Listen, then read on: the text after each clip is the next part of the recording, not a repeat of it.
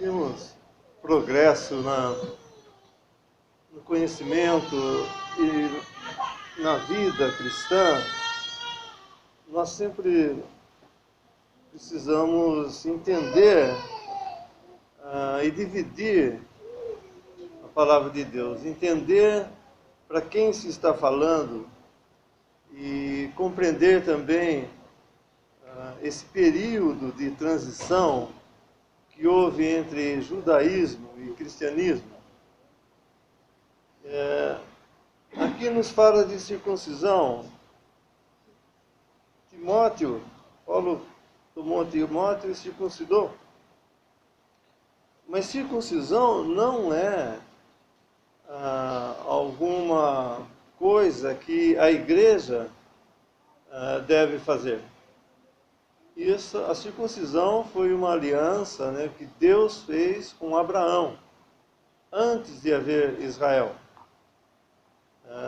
Abraão, Isaac e Jacó. Jacó era Israel, de Jacó então saíram as 12 tribos. E essa aliança, né, continuou com Israel. Então, Deus chamou Abraão e depois fez essa aliança com ele. E era uma separação das demais famílias da terra. A família de Abraão era uma família que tinha que ser separada das demais famílias da terra. E Deus fez esse pacto, então, da circuncisão, que era uma figura, né, da morte. E a morte tinha que ter lugar para que houvesse uma separação entre os filhos de Abraão e as demais famílias. E isso foi até chegar o tempo, né, de Cristo, que Cristo mesmo veio, ele mesmo foi circuncidado também, e depois então nós vemos introduzida a igreja no mundo. E na igreja não se fala de circuncisão, mas aqui Paulo fez isso. Existe uma passagem que Paulo diz que ele se fez judeu para com os judeus, etc. E não querendo causar escândalo, ou não querendo que houvesse empecilhos para o Evangelho, visto que o Evangelho estava sendo pregado, mas ele saía do judaísmo. E ele saía tanto como fonte, né, do judaísmo, como também estava saindo fora do judaísmo. E então, nesse mesmo capítulo que nós temos a circuncisão de Timóteo, nós temos 2 vezes falando de batismo. Tanto do batismo da família de Lídia, como da casa também do carcereiro. Então, no cristianismo, nós não temos circuncisão. Isso é coisa para os judeus, é uma aliança para com os judeus. O cristão, ele não tem nada a ver com circuncisão.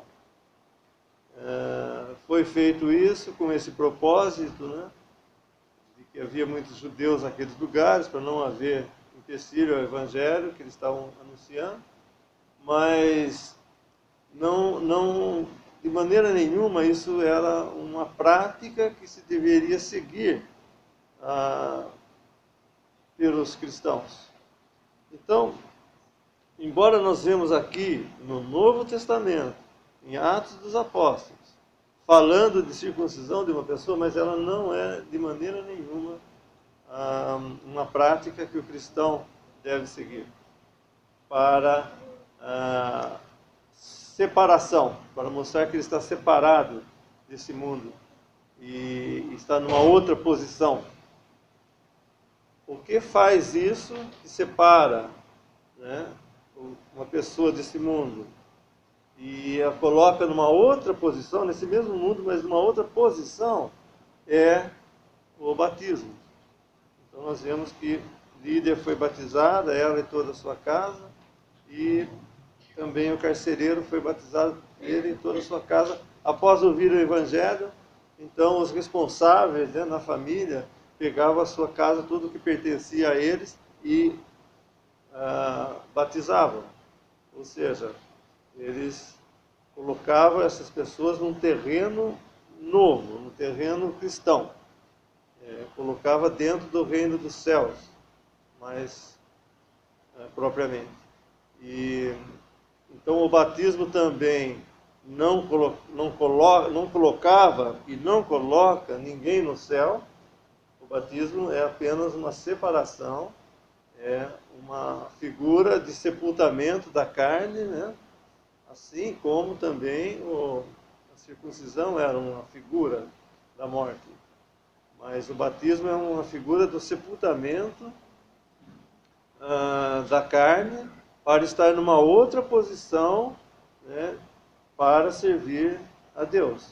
E estando nesse terreno cristão, então é que se recebe todos os ensinamentos cristãos, as novas práticas cristãs, pensando nesse carcereiro, por exemplo, com seus ídolos na sua casa e tudo, quando eles então, ele perguntou a Paulo e Silas, o que devo fazer para ser salvo?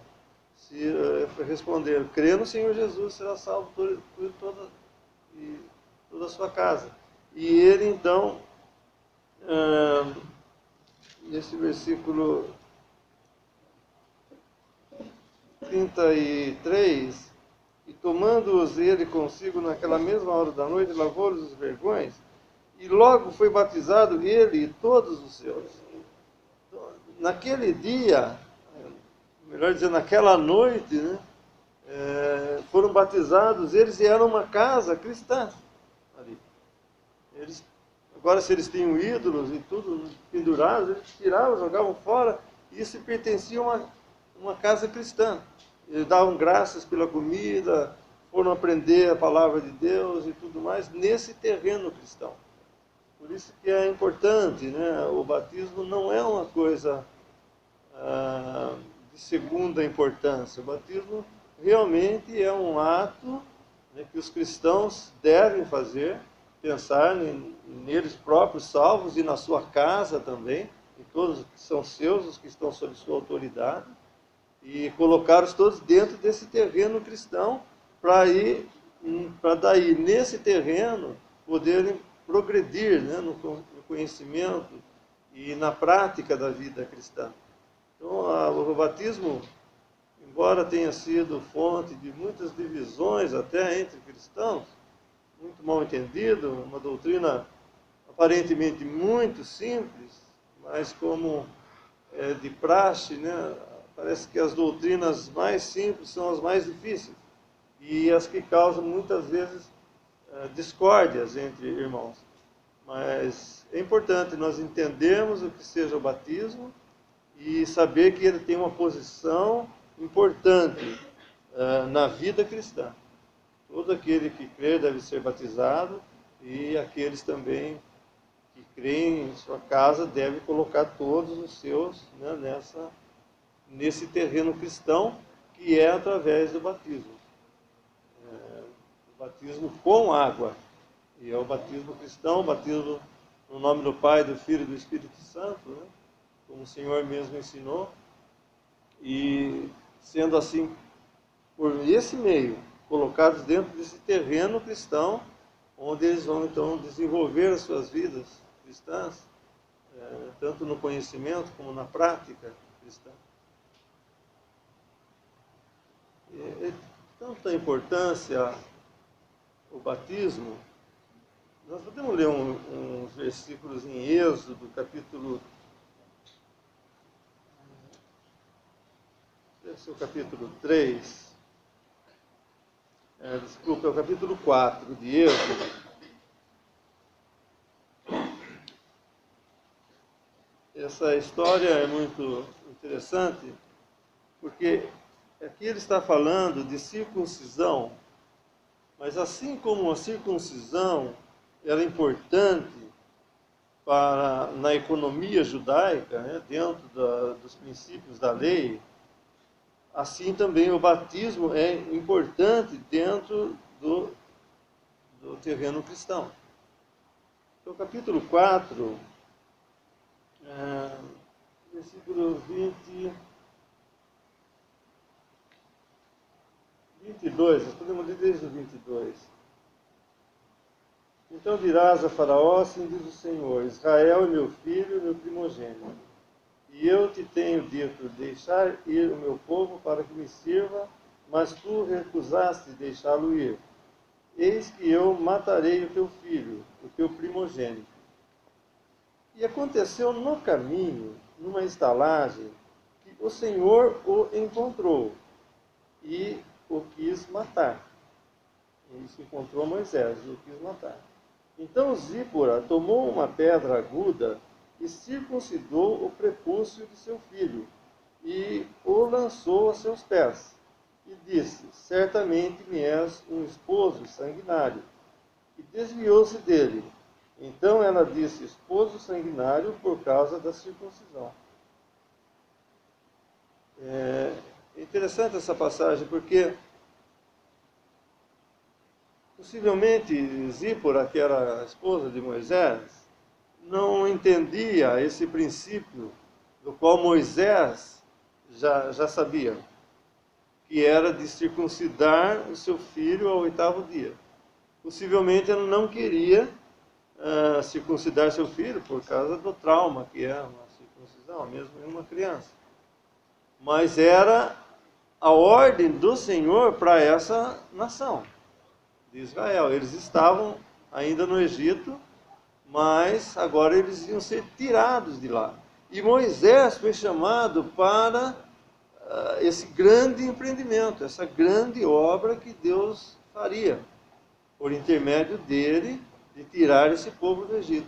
E quando ele estava indo, que ele estava no deserto nesse tempo com seu sogro, e ali casou-se com Zípora, e tiveram um filho, Gerson, e dali ele estava indo, por ordem do Senhor, para o Egito, para falar a Faraó essas palavras que ele disse antes aqui. Só que no caminho o Senhor encontrou Moisés e queria matá-lo. E por que isso? Porque esse filho dele não tinha sido circuncidado. Ele não tinha sido passado esse sinal de morte sobre ele. E a carne não pode servir a Deus. É algo que, se nós queremos servir a Deus, nós temos que passar pela morte, né, simbolicamente, né, do nosso corpo, e depois sim seguir adiante nos caminhos de Deus.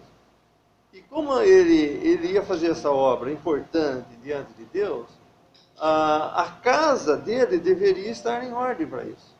E ele então, por não circuncidar seu filho, o Senhor encontrou e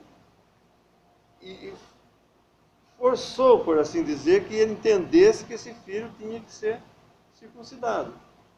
E a esposa dele, que sabia e talvez não concordasse, isso logicamente é uma suposição, mas é o que dá a entender aqui, ela não concordava, mas vendo a gravidade e a necessidade de fazer isso, ela circuncidou o seu filho, e o Senhor se desviou dele, e Moisés foi então seguir o seu caminho com sua família para ir então executar, né, essa grande obra diante do Senhor. Então, parece ser uma coisa de pouca importância, mas é de muita importância. Assim como a circuncisão para o povo de Israel, assim também o batismo para o cristão. O batismo não salva a alma de ninguém, mas salva a vida. Coloca uma pessoa de um lugar que está condenado, o mundo já está condenado. É uma figura, né, de sair desse lugar, passar pela morte e se pôr no deserto, numa outra posição, rumo ao céu.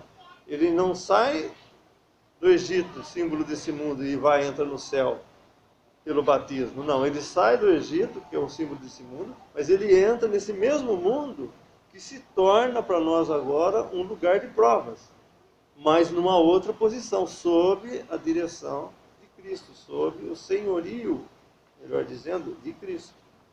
Então nós nos passamos, né, dessa circunstância, desse lugar de morte, para o lugar em que nós vamos seguindo para o céu, né, sob o senhorio de Cristo. Então é importante sim. E o batismo de casas é importante entender também, porque há muita controvérsia de que nunca fala na palavra que uma criança foi batizada e tudo, mas fala de batismo de casas, batismo de famílias. E isso nós devemos entender, e cada pai deve entender, né, e procurar saber do Senhor o que ele deve fazer com sua família. Se ele quer levá-la nesse terreno cristão, o que ele deve fazer, como que ele começa isso. O Senhor disse, quando queria impedir os meninos de vir a ele, o Senhor deixai-os vir a mim. E como que nós levamos, né, uma criança a Cristo? Será que nós estamos impedindo eles de estar nesse terreno cristão? Então, o pai deve sempre pensar dessa forma. Eu posso batizar meu filho? Não, eu tenho que batizar meu filho? Não, eu posso. O Senhor vai responder essa pergunta. Porque realmente não é uma obrigação batizar o filho, mas é um privilégio poder colocar toda a nossa casa dentro desse terreno cristão, para eles poderem então progredir, para eles poderem aprender as coisas cristãs dentro desse terreno cristão. Isso aí é um princípio importante que muitas vezes deixa-se de lado, porque há alguma controvérsia e tudo, mas não, nós devemos buscar, sim, o Senhor vai nos mostrar o que nós devemos fazer com a nossa casa, né? Com respeito à posição que nós vamos tomar, eu e minha casa, como Josué falou, eu e minha casa, que posição que eu vou tomar, eu e minha família, né, desse mundo? Vou deixar meus filhos aqui, ou vou colocá-los dentro desse terreno, esse outro terreno, para então seguir ao céu. E voltando um pouquinho em Atos, capítulo 2, o versículo 37, e ouvindo eles isto, compungiram-se em seu coração e perguntaram a Pedro e aos demais apóstolos: que faremos, varões, irmãos? E disse-lhes Pedro: arrependei-vos, e cada um de vós seja batizado em nome de Jesus Cristo, para perdão dos pecados, e recebereis o dom do Espírito Santo. Porque a promessa vos diz respeito a vós, a vossos filhos e a todos os que estão longe, a tantos quantos Deus nosso Senhor chamar. Os judeus, aqui, para que eles recebessem o Espírito Santo, eles tinham que passar pelo batismo. Coisa que o gentio não tinha que fazer isso, é um outro assunto, mas para o judeu entrar, por quê? Porque ele tinha que se separar daqueles que tinham crucificado, daqueles que tinham sido responsáveis pela crucificação de Cristo, separar-se deles, colocar-se num outro terreno, para daí poder receber o Espírito Santo. E eles tinham clamado para si, em Mateus 27, quando falaram para crucifica-o, crucifica.